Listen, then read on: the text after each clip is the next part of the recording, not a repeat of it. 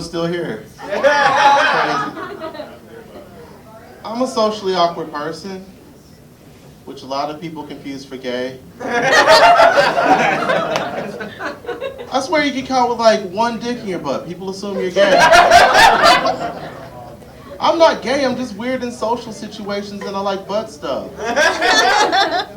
I'm an introvert and that confuses people. They see me on stage and assume I want to engage in conversation. They love talking about the weather. Like, surely this mildly suspicious stranger has some eye-opening opinions on the climate.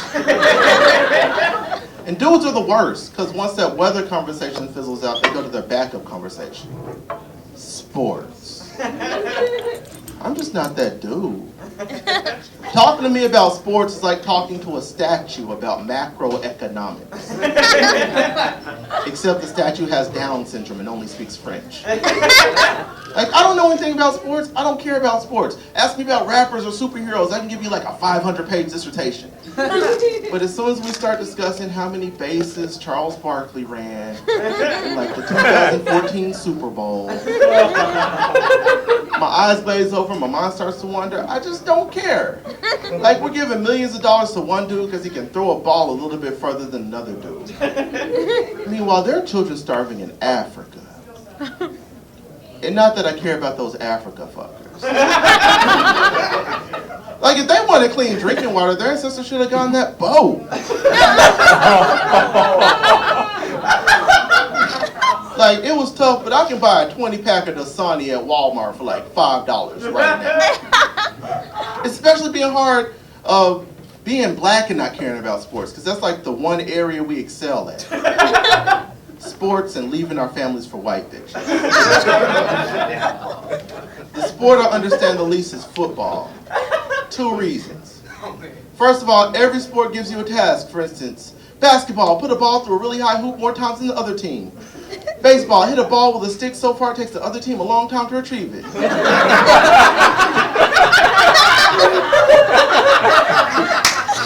Soccer, be Mexican.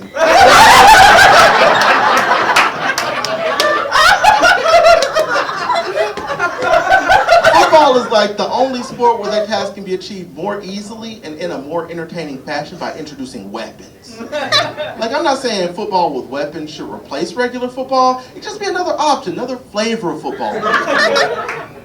Second reason I don't understand football. There's no way there's any straight people playing football, right? They're always in press conferences and interviews like, that shit ain't gay. What's so gay about reaching between another man's legs and grabbing his ball? The back of my hand gently caressing his spandex-covered inner thigh. That shit ain't gay. What's so gay about frolicking across a field while sweaty grown men try to wrestle you to the ground in order to keep you from doing a fabulous dance in the end zone? That shit ain't gay. You get caught with like one dick in your butt. People assume you're gay. So the other day I was leaving this comedy show and this older lady told me that I did a good job. I was feeling so good until she looked me in my eyes and asked me, "Are you really a nerd?" And I didn't know how to answer because I've never had to answer that question before.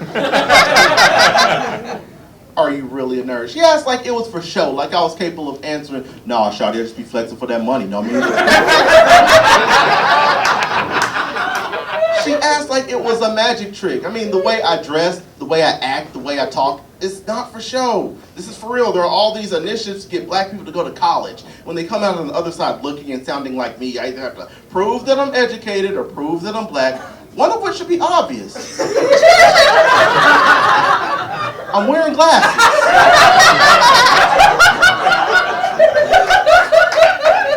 But people treat black nerds like Sasquatches. Like, that wasn't a black nerd. That was just some dude in a black nerd costume. If it was really a black nerd, how come he wasn't doing some black nerd shit? Like robbing a comic book store. Or getting a periodic table pregnant. Or rapping in iambic pentameter. Or feeling alienated because people reduce one another to hurtful stereotypes. Or inventing a fried chicken robot. I have a weird question. I'm gonna ask you. You seem like a smart lady. You have most of your teeth. Why not? What kind of city is Little Rock? Yeah, you. Yeah. Yeah, what kind of city? A small town. I'm not good at crowd work, so we'll come back to that one day. But the first time I heard that question, it blew my mind. Partly because I was high as shit. But also because I've never had to explain Little Rock to someone. So I thought about it. And I decided Little Rock is like Memphis's boring ass baby mama. Like, she's not as smart as St. Louis, but not as ratchet as Atlanta. Like, she's not as pretty as New Orleans, but she has bigger titties than Oklahoma City. Little Rock is the type of city that'll let you do butt stuff on the first night, but you gotta go to brunch with her grandparents the next day, otherwise she'll cry.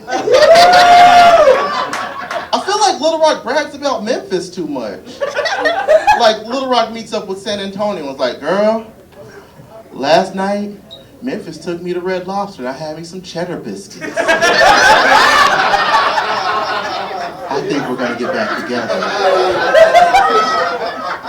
And San Antonio doesn't have the heart to tell Little Rock that Memphis just proposed to Birmingham. And you shouldn't give up the pussy for cheddar biscuits. They're free.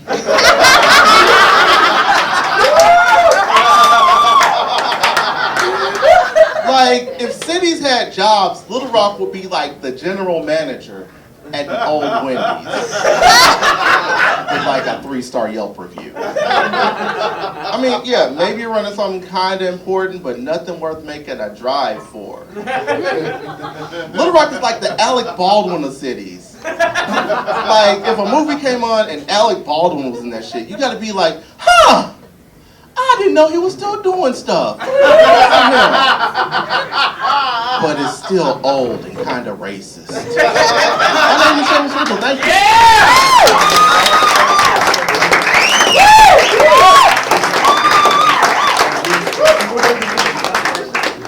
One more time for Shamus Ridgell, ladies and gentlemen. Give it up for all the comics this evening. We've got one more left for you tonight, my friends. One beautiful comedian left. And ladies and gentlemen, he's a good one. Up next, for your pleasure and for your pain, Mr. Andrew Rowe! Give it up for everybody. Give it up for Brett for throwing this together, and the Joint for letting us do this here. And let's get some applause going so I'm not just talking to two people in the audience. Come on.